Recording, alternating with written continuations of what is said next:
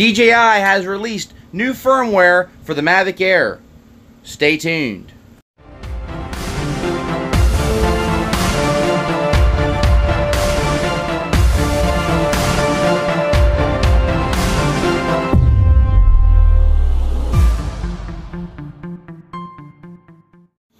DJI has finally released new firmware for the Mavic Air on September 30th, 2018. The aircraft firmware is V01.00.0500. This is to replace the .0400 firmware and older. The .0400 firmware caused many people a lot of issues, or so it seemed. This new firmware hopefully will be addressing a lot of those problems and issues that some were facing. They've also released a new remote control firmware, which is V01.00.0200, and they have also released a new iOS DJI Go 4 app and a new DJI Go 4 app for the Android as well, version 4.3.0. So let's take a look at what they actually have changed in this new firmware. So they have fixed the issue where the aircraft behaved abnormally when it misidentified a subject in active tracking.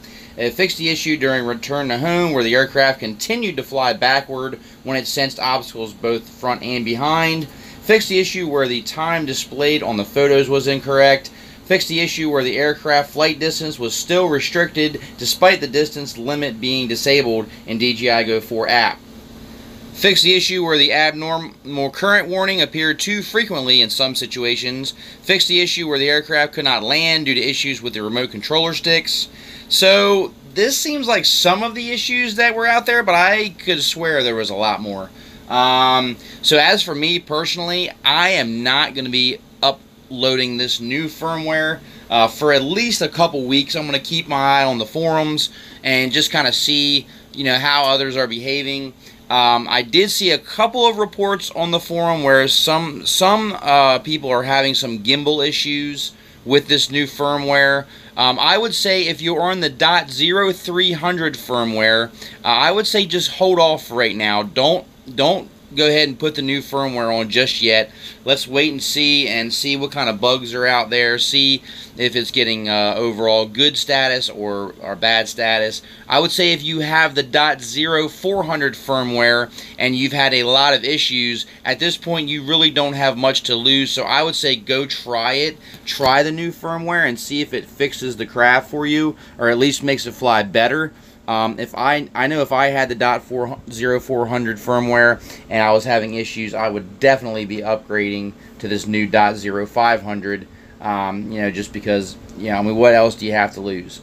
But if your craft is flying fine like mine is, I have no need to update the firmware at this point. I'm just going to kind of sit back and observe and see how other people's craft behaves. One good thing to note about this new firmware is, from what I have seen and heard, you can roll back to an older version of firmware. I'm not sure if you go from .400 to .500, if you can go back to 300. I'm not sure, but I'm pretty sure you can go back at least one more firmware version. So maybe if you have the .0400 and you upgrade to the .0500 and you have issues, I'm pretty sure you can go back to the .0400. I'm not quite sure if you can go all the way back to .0300. That I am not sure of. But in my case, I'm not going to update from my .0300 to the .0500, and then they say, oh well, you could go back to the .0400, which I never had to begin with. So we're going to have to keep an eye on this and check the forums and see if they end up doing a rollback to firmware versions before. But that is a good thing that they're actually giving you the option to roll back finally. Just wanted to let you guys all know about this new firmware release. As far as I know, it has been released in the United States. Anywhere else, I am not sure. Leave it down in the comments. We need all the information that we can get as possible on all this new firmware and release dates and release regions. We need to know. Any information you can add to this, please add it down in the comments. I would greatly appreciate it. And as soon as I find out more, you guys will be the first to know. Thank you guys so much for watching. Please like, share, and subscribe. And until the next time, edrone out.